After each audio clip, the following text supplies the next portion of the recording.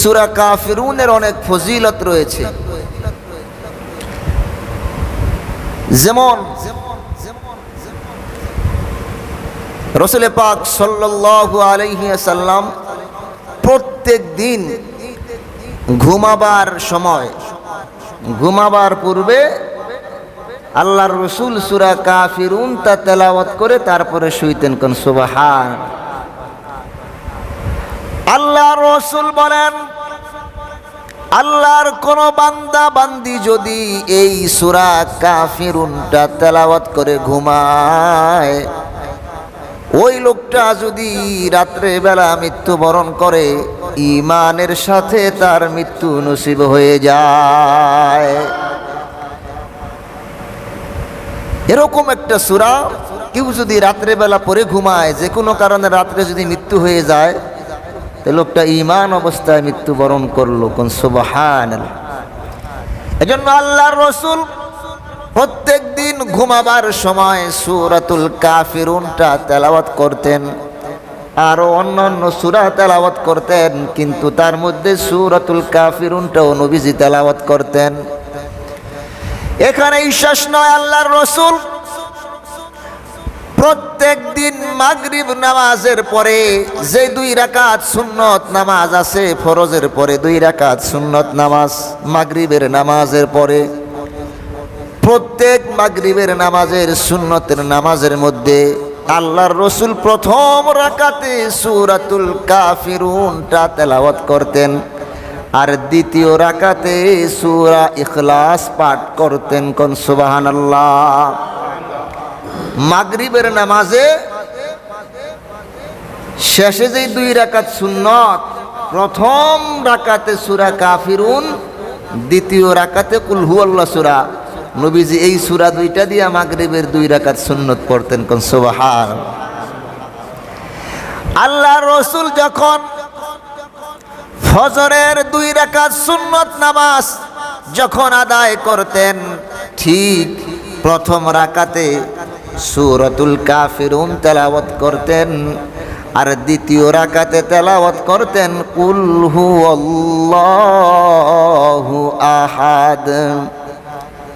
মাগরিবের সুন্নতও সূরা কাফিরুন আর সূরা কুল হুয়াল্লাহ, আর ফজরের সুন্নতও নবীজি প্রথম রাকাতে কাফিরুন এবং দ্বিতীয় রাকাতে সূরা কুল হুয়াল্লাহ তেলাওয়াত করতেন। মুফাসসিরিনে কেরাম লিখেছেন, কি জন্য আল্লাহর রাসূল মাগরিব এবং ফজরের নামাজের সুন্নতের মধ্যেই 2টা সূরা তেলাওয়াত করতেন। কারণ হইল, মাগরিব শুরু হয়, মাগরিব দিয়া রাত্রের সূচনা হয়, মাগরিব নামাজ দিয়া রাত্রের সূচনা হয়, আর ফজরের নামাজ দিয়া দিনের সূচনা হয়। এজন্য আল্লাহর রাসূল মাগরিবের সুন্নত নামাজে এবং ফজরের সুন্নত নামাজে 2টা সূরা তেলাওয়াত করতেন। এই সূরার মধ্যে আল্লাহ রাব্বুল আলামিনের পরিচয় পাওয়া যায় এবং শিরক বিদআত থেকে মুক্ত হওয়ার পরিচয় পাওয়া যায়। কোন সুবহানাল্লাহ। মাগরিবও রাত্রের শুরু, তো আমি শিরক থেকে আল্লাহর কাছে পানাহ চাই, আর ফজরও আমি আল্লাহ পাকের কাছে শিরক বিদআত থেকে পানাহ চাই, এবং আল্লাহ পাক ছাড়া আর কোনো মাবুদ নাই, সেটার সাক্ষ্য আমি সন্ধ্যাও দেই, সকালেও দেই। এজন্য আল্লাহর রাসূল প্রত্যেক দিন মাগরিব এবং ফজর নামাজের সুন্নতের মধ্যেই 2টা সূরা তেলাওয়াত করতেন। এখানেই তো শেষ নয় মুসলমান। আল্লাহর রাসূল যখন ওই কাবা ঘর তওয়াফ করতেন, যখন কাবা ঘর তওয়াফ শেষ হয়ে যেত, 7 বার চক্কর দিলে এক তওয়াফ হয়। 7 বার চক্কর যখন দেওয়া হয়ে যেত, তওয়াফের পরে 2 রাকাত নামাজ, নফল নামাজ নবীজি আমার আদায় করতেন। তওয়াফের পরে যেই 2 রাকাত নফল নামাজ পড়তেন, সেই 2 রাকাত প্রথম রাকাতে সূরা কাফিরুন তেলাওয়াত করতেন এবং দ্বিতীয় রাকাতে কুল হুয়াল্লাহ সূরা তেলাওয়াত করতেন। কোন সুবহানাল্লাহ। হজে গেলে যে হাজী সাহেবরা কাবা ঘর তওয়াফ করে, 7 বার চক্কর দিলে 7 বার ঘুরলে একটা তোয়াফ হয়। তো 7 বার তোয়াফের পরে 2 রাকাত নফল নামাজ আদায় করতে হয়। তো যেই 2 রাকাত নফল নামাজ নবীজি আদায় করতেন, প্রথম রাকাতে কাফিরুন এবং দ্বিতীয় রাকাতে সূরা ইখলাস, কুল হুয়াল্লাহু আহাদ, এই 2টা সূরা তেলাওয়াত করতেন। কোন সুবহান। সূরা কাফিরুনের কি পরিমাণ গুরুত্ব! আজকের আলোচনার বিষয় হলো সূরাতুল কাফিরুন। এখানেই তো শেষ নয়।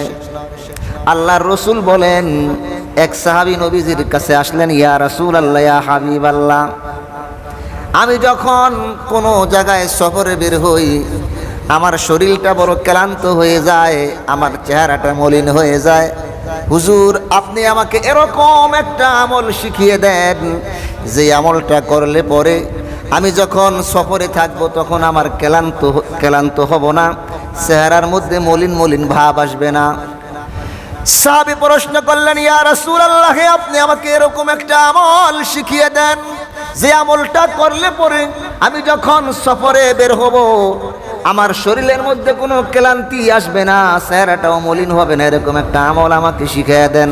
আল্লাহর রাসূল বললেন, যখন তুমি সফরে বের হবা, সফরে বের হবার শুরুতে পড়বা, কুল ইয়া আইয়ুহাল কাফিরুন লা আ'বুদু মা তা'বুদুনা ওয়ালা আনতুম আবিদুনা মা আ'বুদু ওয়ালা আনা আবিদুম মা আবাদতুম ওয়ালা আনতুম আবিদুনা মা আ'বুদু লাকুম দীনুকুম ওয়ালিয়া দীন। আল্লাহর রাসূল বললেন, তুমি যখন সফরে বের হবা শুরুতে সূরা কাফিরুনটা তেলাওয়াত করে নিবা। এই সূরা পড়ে যদি তুমি সফরে বের হও, সফরের মধ্যে তোমার শরীরের মধ্যে ক্লান্তি আসবে না, তোমার চেহারার মধ্যে মলিনতা দেখা যাবে না। কোন সুবহানাল্লাহ। এই সূরা পড়া যদি তুমি সফরে যাও তাইলে শরীরের মধ্যে দুর্বলতা আসবে না, শক্তি বাড়বে, আর চেহারাটাও মলিন মলিন দেখা যাবে না। কোন সুবহানাল্লাহ। ওই সাহাবী বলেন, রাসূলুল্লাহর থেকে সবক নেওয়ার পরে আমি যখন সফরে বের হতাম প্রত্যেকবার সূরা কাফিরুন তেলাওয়াত করে বের হতাম। আল্লাহর কসম, যেই সময় থেকে সূরা কাফিরুন পরে আমি সফরে বের হইতাম, ওই সফরের মধ্যে আমার শরীরের মধ্যে কোনো ক্লান্তি আসতো না, আমার চেহারার মধ্যে মলিন মলিন ভাব দেখা যাইত না, আমার পকেটের টাকাও শেষ হইতো না। কোন সুবহানাল্লাহ। সাহাবী বলেন, আমি যখন এই কাফিরুন সূরা পড়া সফরে বের হইতাম আমার শরীরের মধ্যে কোনো প্রকারের ক্লান্তি আসতো না, চেহারাও মলিন হইতো না, আর পকেটের টাকাও শেষ হইতো না। কোন সুবহানাল্লাহ। এজন্য আমরা যখন ঢাকা বা বিদেশ যেখানে যাই না কেন, যদি কোনো সফরে বের হয়ে যাই, বের হবার শুরুতে সূরা কাফিরুন তেলাওয়াত করে বের হব, আমাদের শরীরের মধ্যে ক্লান্তি আসবে না, চেহারার মধ্যে মলিনতা আসবে না, পকেটের টাকাও শেষ হবে না। সুবহানাল্লাহ। পারবো না ইনশাআল্লাহ? সফরে যখন বের হব ঢাকা অথবা বিভিন্ন জেলায় অথবা বিদেশে, সূরা কাফিরুনটা তেলাওয়াত করে এরপরে আমরা সফরটা শুরু করব ইনশাআল্লাহ। এই সূরার ফজিলত বললাম, সূরা তেলাওয়াত করলে কি ফজিলত।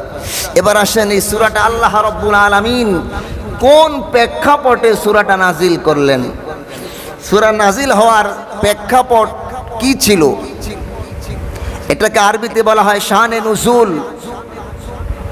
কোন কারণে আল্লাহ রাব্বুল আলামিন সূরা কাফিরুনটা নাজিল করলেন।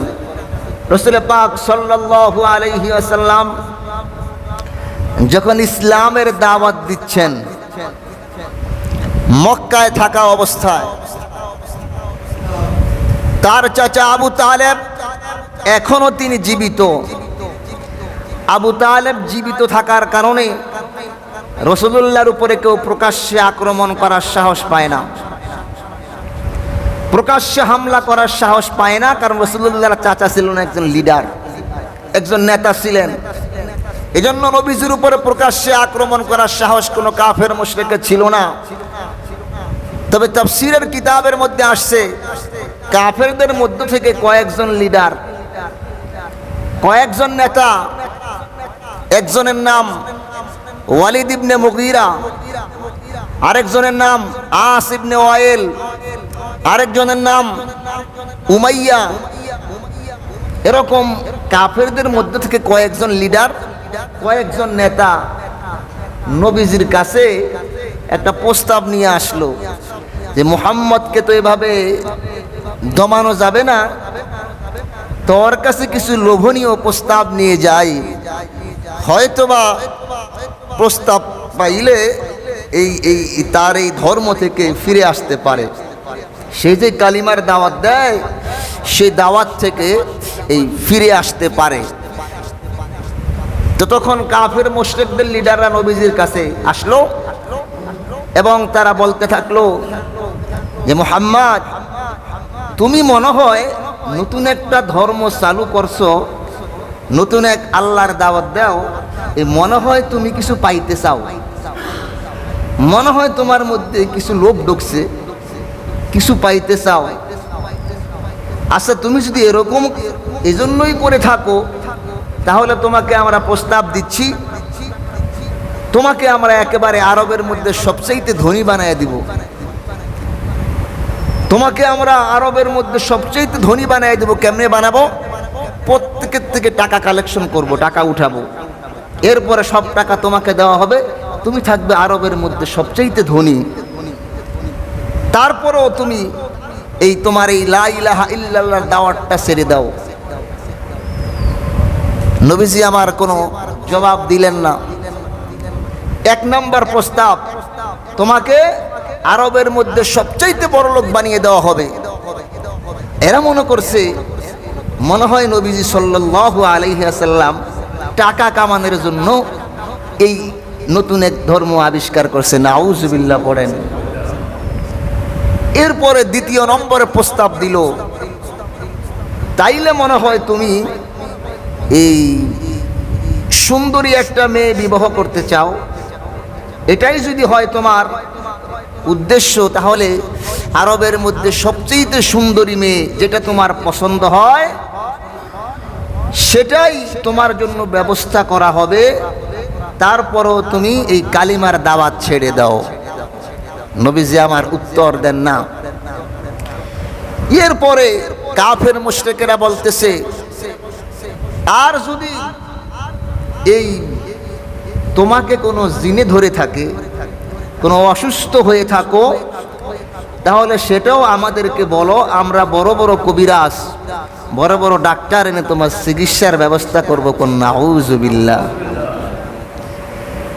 আর যদি তুমি হইতে চাও লিডার, তুমি হইতে চাও নেতা, যে আরবের মধ্যে সবচেয়ে বড় লিডার তুমি হইতে চাও, এজন্য যদি কালিমার দাওয়াত দাও, তাহলে শোনো, আমরা সবাই তোমাকে নেতা মানব, আমরা সবাই তোমাকে লিডার মানব। তুমি কুরাইশ গোত্রের ছেলে, সবাই তোমাকে নেতা মানব।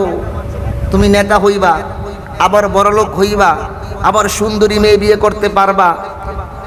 দেখো চিন্তা করে কালিমার এই দাওয়াতটাই তুমি বন্ধ করো।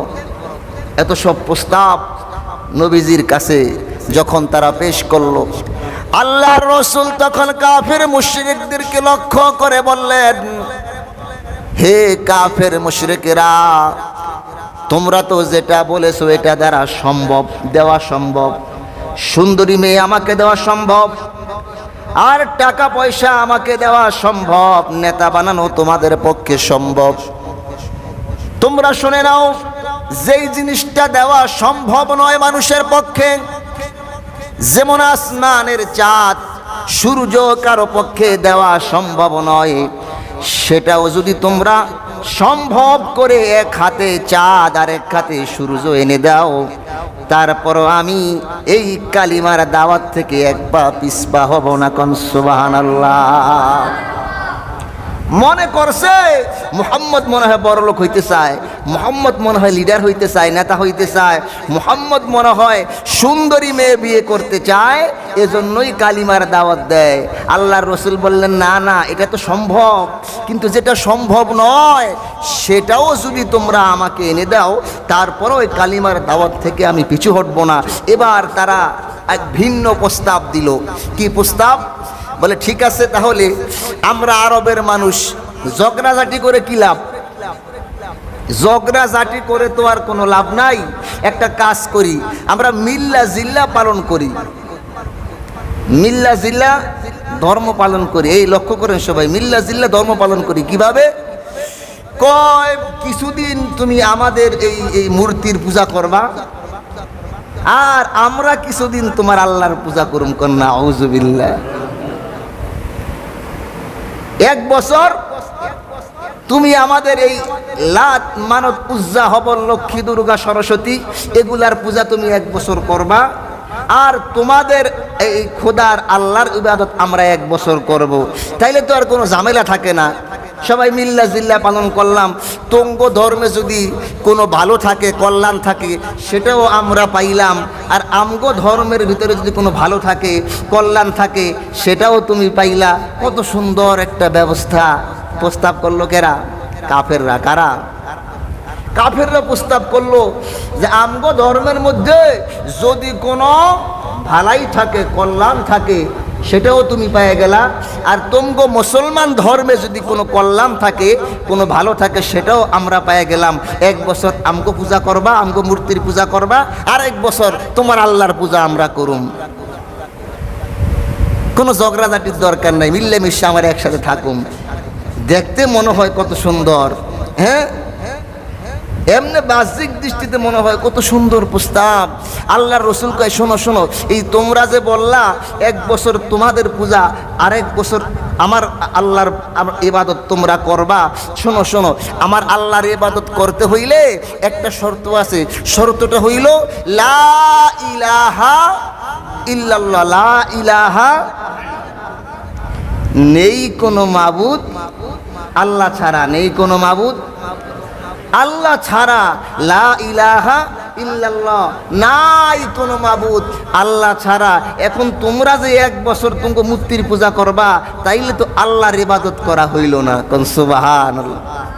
কারণ আল্লাহর ইবাদত করতে হইলে এক নম্বর শর্ত হইল আল্লাহ ছাড়া অন্য কোনো ইলাহ নাই, কোনো উপাস্য নাই, এটা আগে স্বীকার করতে হবে।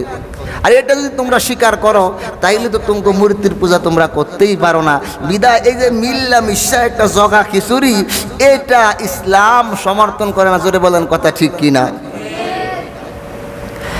আল্লাহ রাব্বুল আলামিন বলেন, ইয়া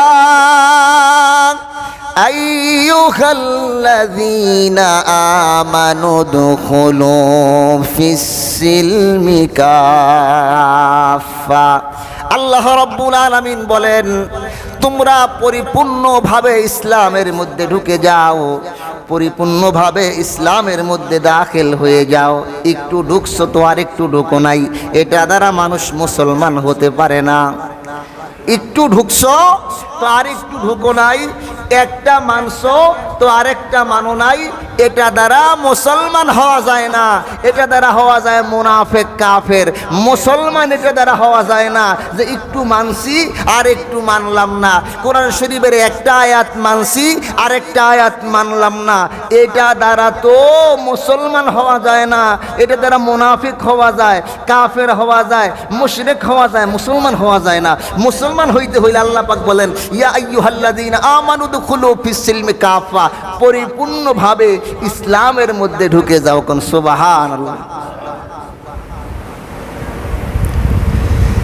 আরেকটা কথা হলো, যদি অন্য ধর্মের থেকে কিছু নিতে হয়, অন্য ধর্মের থেকে যদি কিছু নিতে হয়, তাইলে বোঝা গেল যে মুসলমান ধর্ম পূর্ণাঙ্গ, সম্পূর্ণ না।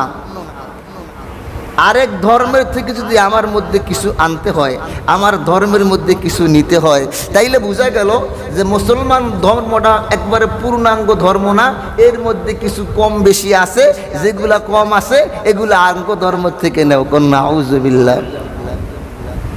আল্লাহ রাব্বুল আলামিন বলেন আল-ইয়াউমা আকমালতু লাকুম দীনাকুম ওয়া আতমামতু আলাইকুম নি'মাতি ওয়া রাদিতু লাকুমুল ইসলাম দীনা। আল্লাহ রাব্বুল আলামিন বলেন আজকের এই দিনে তোমাদের জন্য আমি একবারে পূর্ণ করে দিলাম, ইসলামকে স্বয়ং সম্পূর্ণ করে দিলাম।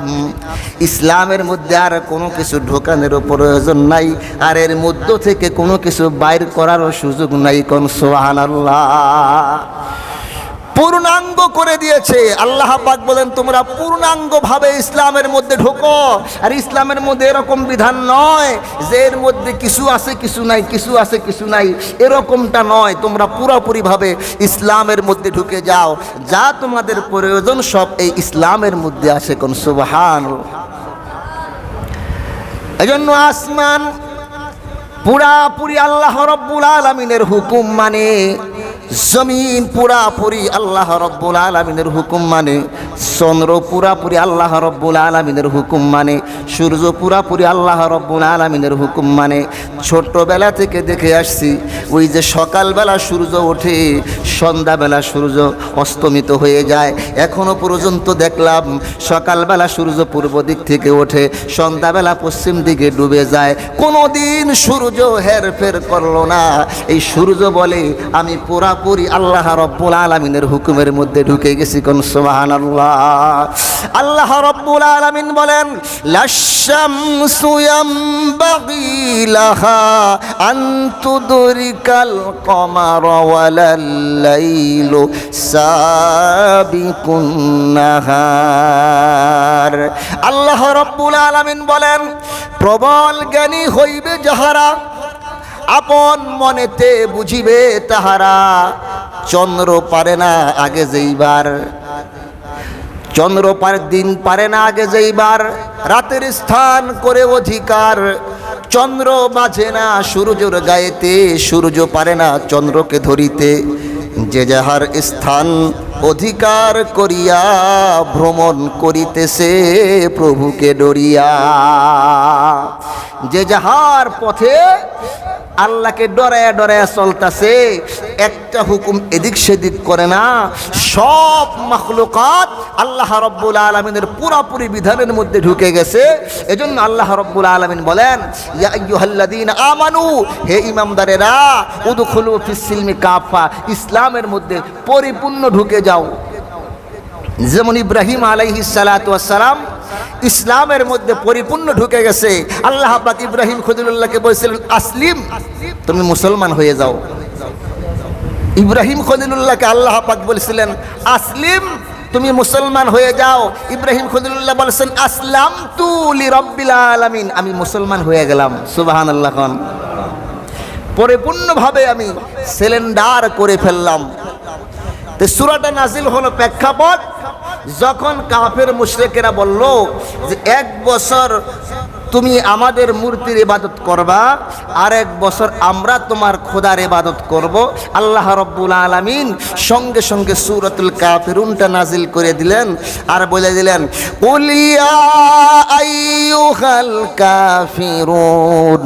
আল্লাহ রাব্বুল আলামিন বললেন হাবিব আপনি বলে দেন, কুল আপনি কাফেরদেরকে বলে দেন, লা আ'বুদু মা তা'বুদুন, আপনি কাফেরদেরকে বলে দেন যে আমি তার ইবাদত করি না। লা আ'বুদু, আমি তার ইবাদত করি না। মা তা'বুদুন, যার ইবাদত তোমরা করো। আমি তার ইবাদত করি না, যার ইবাদত তোমরা করো। লা আ'বুদু মা তা'বুদুনা ওয়ালা আনতুম আবিদুনা মা আ'বুদ ওয়ালা আনতুম আবিদুনা মা আ'বুদ, আর তোমরাও তার ইবাদত করো না যার ইবাদত আমি করি। প্রথম বললেন আমি তার ইবাদত করি না, যার ইবাদত তোমরা করো। আর দ্বিতীয়বার বললেন তোমরাও তার ইবাদত করো না, যার ইবাদত আমি করি। আল্লাহ রাব্বুল আলামিন এরপরে বললেন ওয়ালা আনতুম আবিদুনা মা আবুদ। একই কথা আবার বললেন, তোমরা তার ইবাদত করো না যার ইবাদত আমি করি। ওয়ালা আনা আবিদুম মা আবাদতুম। একই কথা বারবার রিপিট করছেন যে তার ইবাদত আমি করি না, যার ইবাদত তোমরা করো। আবার বললেন তার ইবাদত, যার ইবাদত তোমরা করো তার ইবাদত আমি করি না। একই কথা ঘুরে ফিরে 2, 3, 4 বার আল্লাহ রাব্বুল আলামিন এই আয়াতের মধ্যে বলছেন, বারবার করে বলছেন, বারবার করে বলছেন। একটা কথা এই গুরুত্ব বোঝানোর জন্য বারবার করে আমরা বলি, এই খবরদার ওই রাস্তায় যাস না, এই যাস না, কিন্তু এই রাস্তায় কিন্তু যাবি না, কারণ এই রাস্তায় একটা বল্লার বাসা আছে, একটা ভেঙ্গুরের বাসা আছে। এই গুরুত্ব বোঝানোর জন্য আমরা এক কথা বারবার বারবার বলি। আল্লাহ রাব্বুল আলামিন এই একটা কথা বারবার বললেন যে তার ইবাদত আমি করি না, যার ইবাদত তোমরা করো। আবার বললেন তোমরা যার ইবাদত করো আমি তার ইবাদত করি না।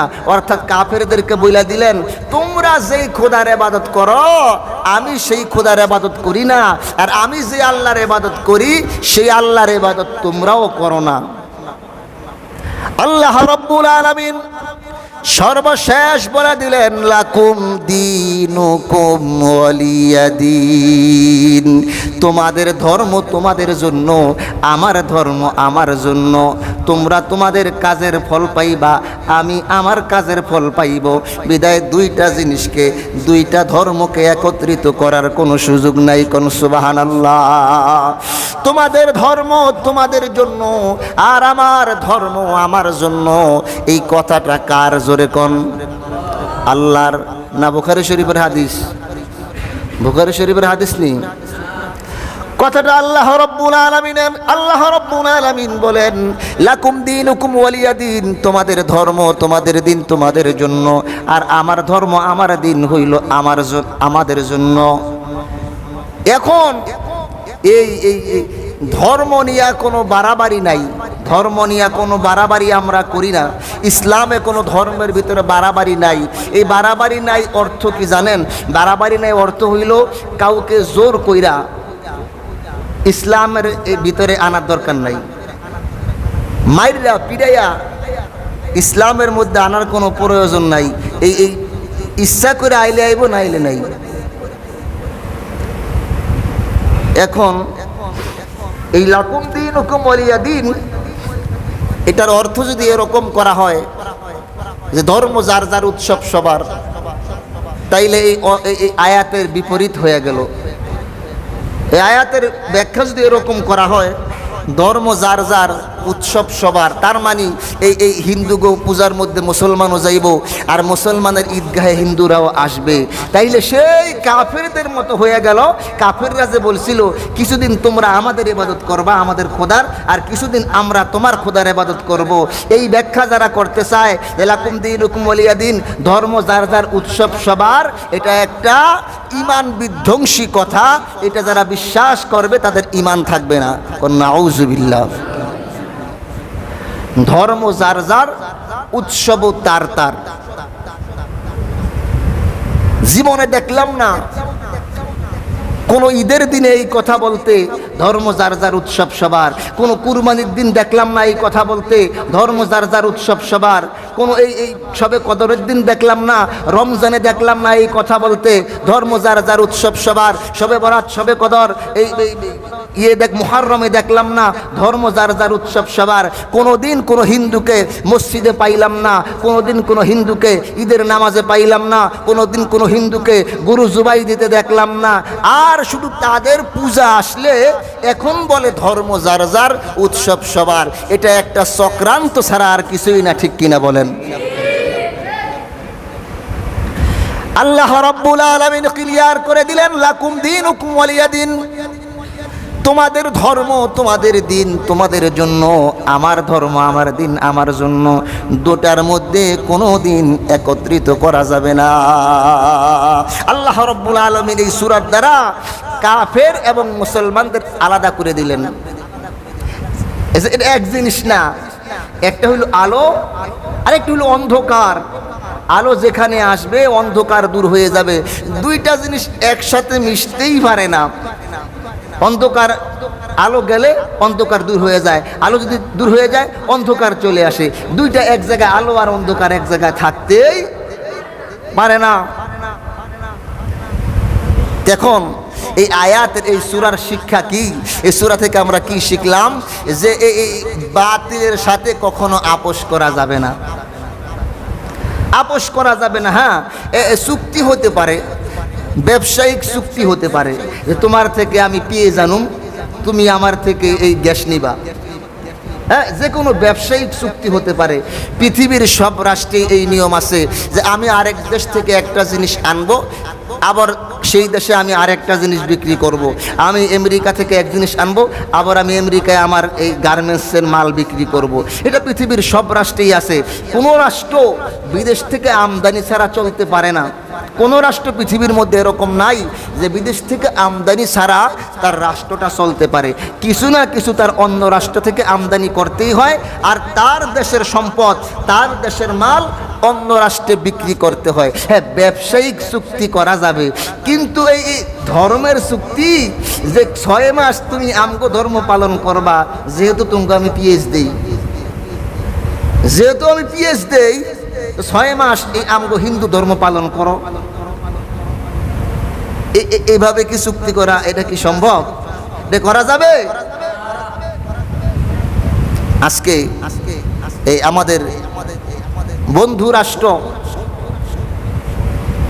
বন্যার মধ্যে পানি ছেড়ে দিল, জিজ্ঞাসা করা হইল, বলেছে পানি তো ছাড়া হয় নাই, বাঁধ ভেঙে চলে আসছে।